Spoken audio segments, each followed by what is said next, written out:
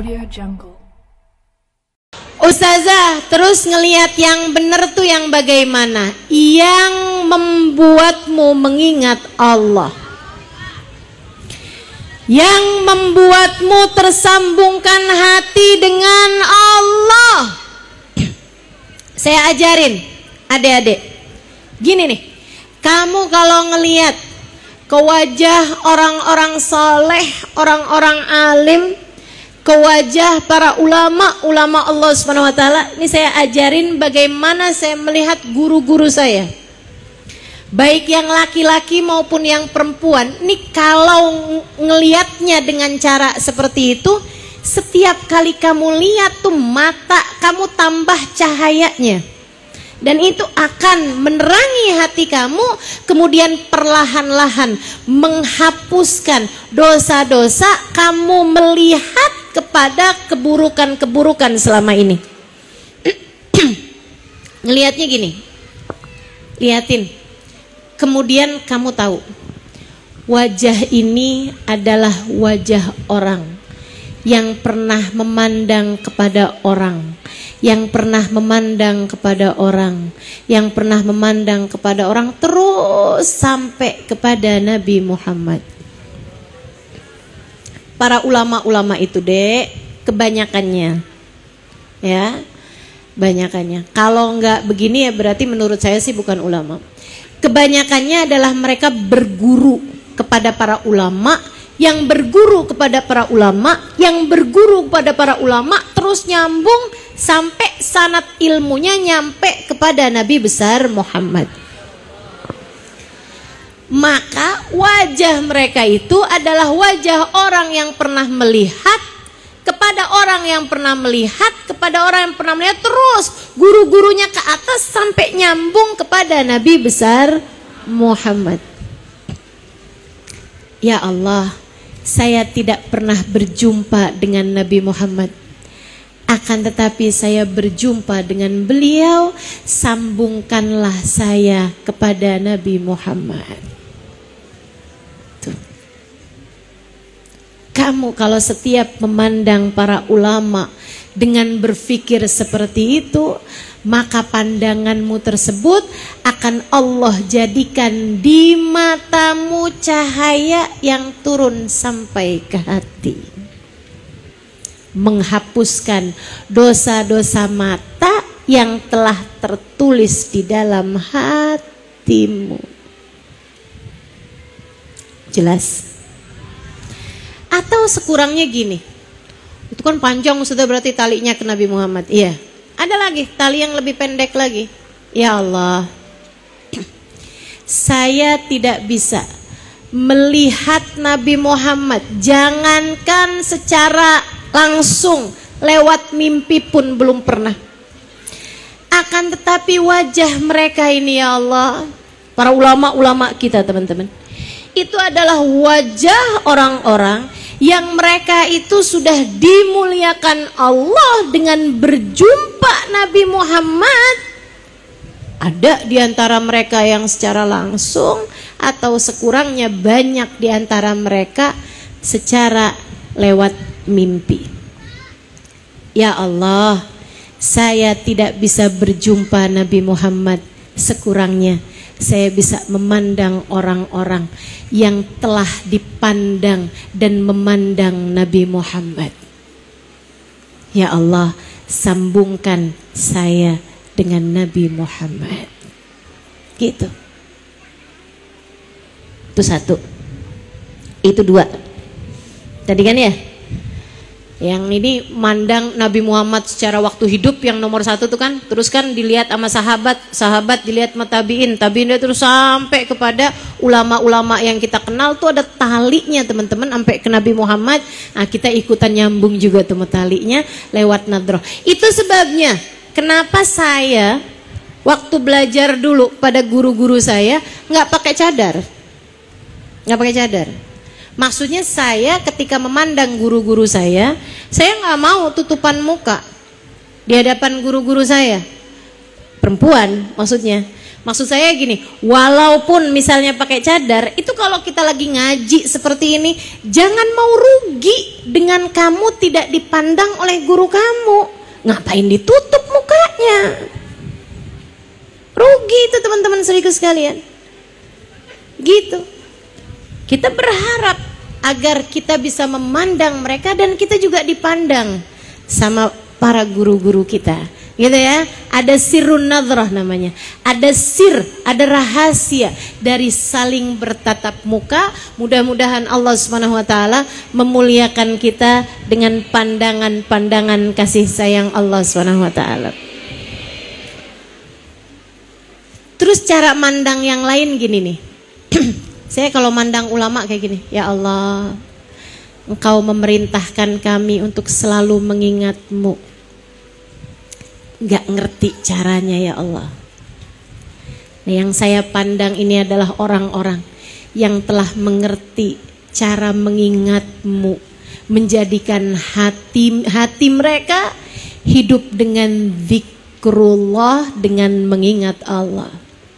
Ya Allah, ilmu yang telah Engkau berikan kepada mereka, berikanlah pula kepada kami yang memandang wajahnya. Tularkanlah apa yang Engkau berikan kepada mereka, kepada kami yang memandang wajah mereka. Jadi saya kalau ngeliatin wajahnya para ulama-ulama, apalagi di kota Hadramut, di kota Tarim, itu teman-teman saya sekalian, kalau perkumpulan kumpul banyak banget. Di depan-depan tuh para ulama-ulama kumpul semua. Acara maulidan, acara hataman tuh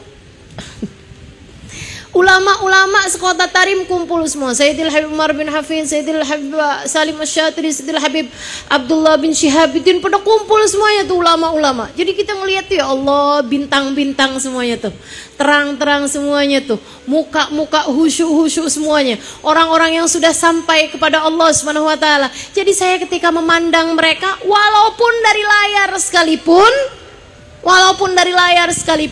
saya akan selalu berpikir seperti, ya Allah, hamba-hamba yang itu telah Engkau perkenankan untuk mengenal-Mu dengan sebenar-benarnya pengenalan, ya Allah. Dan disinilah Halimah Al-Idrus tidak mengerti apa-apa. Ajarkan kepadanya apa yang telah Engkau ajarkan kepada para ulama-ulama-Mu itu, ya Allah. Orang-orang saleh di sisi-Mu.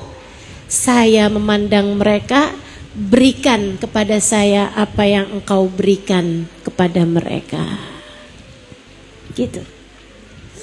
Itu kalau caramu seperti itu, maka artinya kamu telah menghijrahkan bukan hanya mata dari memandang kepada yang tidak baik menjadi memandang kepada yang baik, akan tetapi kamu hijrahkan hatimu dari keburukan menuju kepada kebaikan.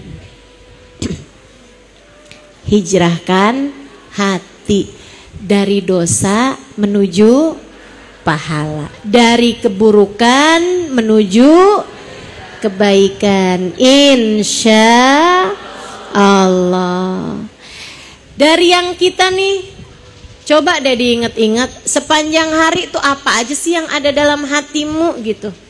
Menjadi, cobain dong, harus ada kebaikan-kebaikan juga yang ada dalam hatimu gitu. Makanya teman-teman saya sekalian, kenapa perlu buat hadir-hadir majelis seperti ini? Karena ini adalah cara buat melatih hati untuk bisa berpikir sesuatu hal yang baik-baik, yang indah-indah, yang berpahala, yang bermutu, yang menaikkan nilaimu di mata Allah. Begitu. Dari yang biasanya, nih kalau di rumah nih palingan buka TV, nonton infotainment, ghibah-tainment, ya kan ya? Ngurusin urusan persidangan yang gak kelar-kelar. Coba tuh kalau kamu pikirin, nah ngapain hati kamu tuh dipenuhi dengan urusan-urusan yang gak penting seperti itu? Ini penting Ustazah, penting buat siapa? Buat kamu penting? Enggak. Cukup pelajarannya aja kita ambil bahwa ternyata kemuliaan dunia itu bisa sebegitu mudahnya berubah menjadi kehancuran dunia jika urusannya tidak kepada urusan yang benar. Harta dunia bisa nggak manfaat apa-apa, Bu? Kan begitu ya? Orang tuh kalau kena kasus kayak begitu tuh ibu-ibu sekalian, harta nggak ada artinya, jabatan nggak ada artinya, kekuatan apa semuanya nggak ada artinya gitu. Baru di dunia padahal. Kalau ngerjain sesuatu yang haram-haram, kalau ngerjain sesuatu yang dosa-dosa, bisa begitu mudahnya Allah Subhanahu wa taala ubah keadaannya dari mulia menjadi hina. Ibu-ibu, teman-teman sekalian, hijrahkan hatimu dari dosa menuju kepada pahala, dari keburukan menuju kepada kebaikan. Yang kedua, hijrahkan hatimu dari kotor menuju bersih. Hati-hati sama suudzon, hati-hati sama kesombongan, hati-hati merasa diri lebih baik daripada orang lain. Kita tidak pernah tahu akhir kehidupan kita seperti apa. Cukup ngelihat orang lain begini begitu, cukup ambil pelajarannya. Jangan pernah merasa diri lebih baik dari siapapun. Kita tidak pernah tahu akhir hidupnya seperti apa. Iya, Bu. Berapa banyak orang yang asalnya pecandu narkoba kemudian menjadi orang soleh. Mendingan mana, Bu? Mantan preman apa mantan muslim? Mendingan mantan preman daripada dulunya sih di muslim. Artinya sekarang udah bukan lagi. Nah, ini yang mesti benar-benar kita jagain. Ibu-ibu sekalian yang saya muliakan, hati kita jangan ngerasa diri lebih baik daripada siapapun. Ini penyakit nih. Penyakit siapa? Penyakit kita semua. Penyakit kita semua. Ibu-ibu sekalian yang saya muliakan, saya sering dinasehatin sama guru saya, Sayyidil Habib Umar bin Hafid. Kita semua nih murid-muridnya dinasehatin. Beliau mengatakan seperti ini, rubba mutakallim bi barakati sami'in. Berapa banyak orang yang pegang mik berbicara, dia justru menjadi orang mulia dengan berkah orang-orang yang mendengar. Saya kasih tahu ibu-ibu, saya ini berbicara jadi orang yang menyampaikan kepadamu ilmunya Allah. Tapi Bu, saya dikasih tahu sama guru saya bahwasanya, dan saya percaya beliau, bahwasanya saya bukanlah orang yang terbaik di antara semua yang hadir. Bisa jadi saya disayang Allah, saya dirahmati Allah, saya diampuni Allah, saya dibela Allah, diselamatkan Allah, justru karena kebaikan-kebaikanmu yang duduk di majelis ini. Dan itu yang akan selalu saya pegang. Jadi ibu-ibu saudariku sekalian yang saya muliakan, betapa menjaga hati itu sesuatu yang memang harus benar-benar kita lakukan di atas muka bumi ini. Nah ibu, jangankan kamu, saya aja nggak boleh merasa lebih baik daripada ibu-ibu yang mendengarkan ilmu dari saya. Apatah lagi dirimu. Allah, Ustazah Halimah apaan sih? Hati-hati. Hati-hati. Kan begitu? Sebagaimana saya tidak boleh memandang buruk kepada dirimu, bisa jadi saya dirahmati Allah karenamu, Allah pun juga bisa jadi merahmati kamu karena saya. Kan begitu ya? Nah ini sebagai orang mukmin tuh kita mesti kayak begitu. Mesti selalu melihat orang, kita nggak tahu, mungkin karena dia amal ibadah kita diterima, mungkin karena dia amal ibadah kita diterima. Saya ingat satu cerita, nanti tinggal hanya satu azan. Azan? Marhaban bil qaili azan, marhaban misrati. Kita dengerin azan dulu ya Bu. Nanti sebentar lagi akan saya lanjutkan, nggak panjang lagi.